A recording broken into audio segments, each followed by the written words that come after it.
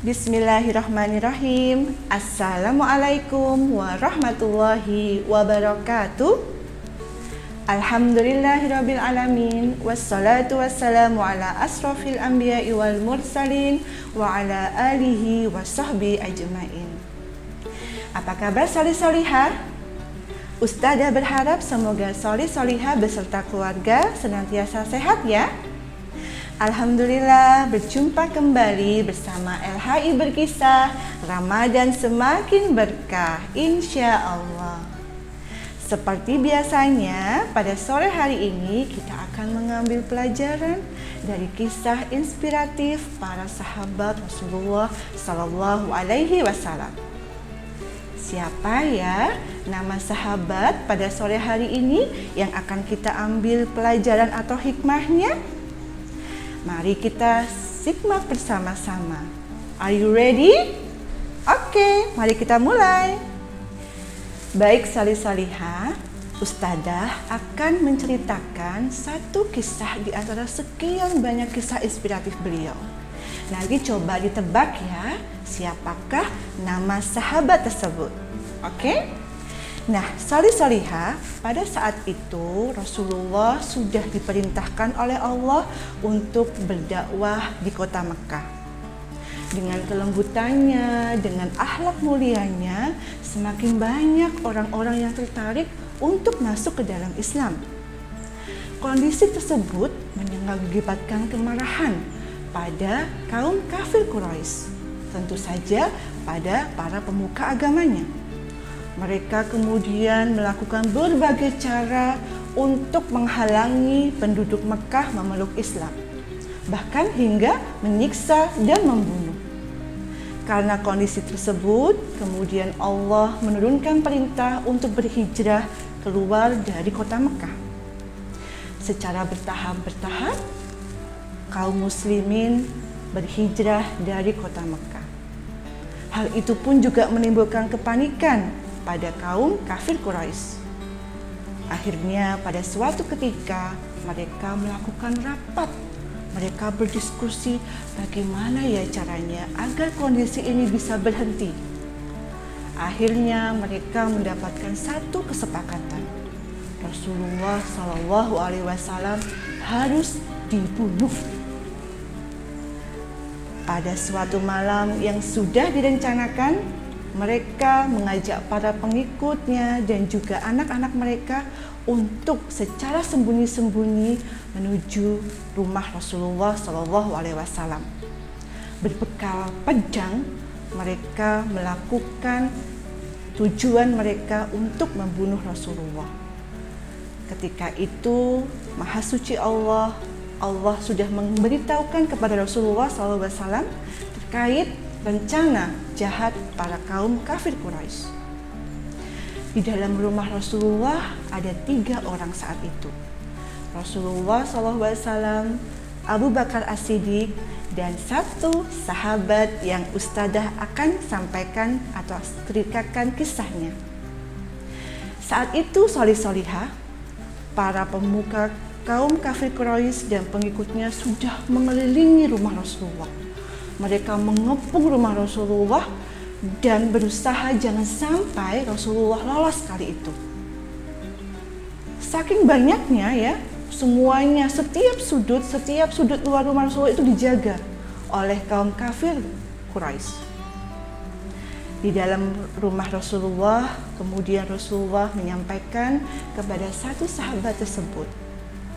Beliau memerintahkan sahabatnya untuk menggantikan Rasulullah Shallallahu Alaihi Wasallam tidur di kasur Rasulullah Shallallahu Alaihi Wasallam dan berselimutkan selimut yang biasa digunakan oleh Rasulullah Shallallahu Alaihi Wasallam. Rasulullah Shallallahu Alaihi Wasallam juga memerintahkan kepada sahabatnya itu untuk mengembalikan barang-barang yang sebelumnya diamanahkan atau dititipkan kepada Rasulullah. Dan Rasulullah beserta Abu Bakar berencana untuk hijrah terlebih dahulu menuju kota Madinah. Saat itu solih-solihah, Allah menurunkan keajaibannya. Ketika itu para kaum kafir Quraisy dan pengikutnya tertutup, terhalang penglihatannya sehingga Rasulullah dan Abu Bakar berhasil keluar dari rumah tanpa diketahui oleh siapapun. Sepeninggal Rasulullah dan Abu Bakar, sang pemuda sahabat Rasulullah tadi tidur di atas kasur sesuai perintah Rasulullah. Saat itu dia tidak berpikir panjang, dia langsung mengatakan, "Siap Rasulullah, baik Rasulullah," tanpa menghiraukan nyawa taruhannya. Ketika beliau sudah tidur di atas kasur, kemudian para kaum kafir Quraisy sudah bersiap-siap, mereka kemudian menyerbu masuk ke dalam rumah. Dengan pedang yang sudah terhunus, mereka mengelilingi kasur Rasulullah. Seorang pemuka kaum kafir Quraisy bernama Abu Jahal berteriak kepada sang pemuda yang ada di atas kasur itu. "Hai Muhammad," kata Abu Jahal, "bangun kau, kami datang ke sini hendak membunuhmu." Saat itu semua sudah bersiap mengacungkan atau mengayunkan pedang mereka menuju ke arah kasur. Saat itu sang pemuda langsung membuka selimutnya, dan betapa terkejutnya para kaum kafir Quraisy ketika mendapati yang ada di hadapannya bukanlah Rasulullah SAW. Mereka sangat marah dan jengkel. Kemudian mereka menanyakan kepada sahabat Rasulullah tersebut, "Di manakah Muhammad?" kata para kaum kafir Quraisy. Sahabat itu tanpa rasa takut menyampaikan, "Aku tidak tahu. Aku hanya diperintahkan untuk tidur di sini." Dengan jengkel, mereka bergegas keluar dari rumah Rasulullah. "Cepat, ayo kita susul. Kita cari Muhammad." Begitu Abu Jahal memerintahkan kepada para pengikutnya. Nah, solih-solihah, saat itu juga para kaum kafir Quraisy segera berlari mengejar Rasulullah dan Abu Bakar yang sudah melakukan perjalanannya menuju ke kota Madinah. Solih-solihah, dari kisah yang pendek ini sebenarnya ada banyak sekali hikmah yang bisa kita ambil dari sahabat yang satu ini. Tapi sebelumnya, coba tebak, kira-kira ada yang tahu tidak siapakah nama sahabat itu? Atau butuh clue, butuh petunjuk dari Ustazah Fitra? Oke, Ustazah akan tambahkan ya. Sahabat itu adalah salah seorang sahabat yang menjadi kalangan pertama masuk Islam. Beliau sejak kecil sudah ikut Rasulullah SAW, tinggal bersama Rasulullah dan keluarga beliau. Ketika usia 10 tahun, beliau memeluk agama Islam. Sahabat ini dikenal sebagai seorang sahabat yang sangat pemberani dan juga seorang ahli ilmu. Beliau memiliki ilmu yang luar biasa dan juga ahli hikmah. Kira-kira ada yang sudah tahu siapakah dia? Terakhir petunjuk dari Ustazah. Ini pasti sudah tahu ya. Beliau itu adalah sepupu Rasulullah. Jadi sahabat ini adalah putra dari Abu Thalib, sang paman dari Rasulullah SAW. Kira-kira siapa? Betul sekali, Ali bin Abi Thalib. Masya Allah, kita bayangkan ya betapa kondisi yang tadi Ustazah ceritakan sangat genting saat itu. Ali bin Abi Thalib tanpa memikirkan apakah dia nanti akan mati terkena tebasan pedang, dia langsung mengiyakan karena perintah dari Rasulullah. Betapa cintanya beliau kepada Rasulullah dan betapa beraninya Ali bin Abi Thalib, di saat apapun kondisinya dia selalu siap siaga.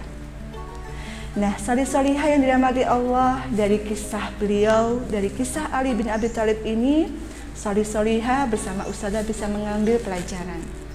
Satu hal terkait kecintaan kita kepada Rasulullah SAW.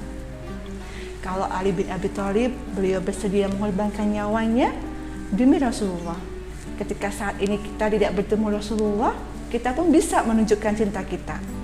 Satu, yaitu rajin bersolawat kepada Rasulullah. Ketika nama Nabi Muhammad disebutkan, maka mari kita bersalawat sallallahu alaihi wasallam. Yang kedua, kita bisa mengikuti sunnah-sunnah beliau.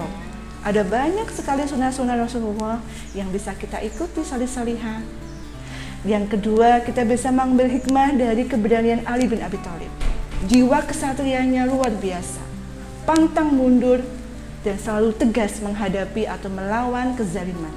Itulah Ali bin Abi Thalib. Baik salih-salihah, demikian kisah inspiratif yang bisa Ustazah Fitra sampaikan. Ustazah berharap semoga salih-salihah bisa mengambil hikmah dan juga bermanfaat untuk semuanya. Dari Ustazah Fitra cukup sekian, sampai jumpa di LHI Berkisah selanjutnya. Wassalamualaikum warahmatullahi wabarakatuh.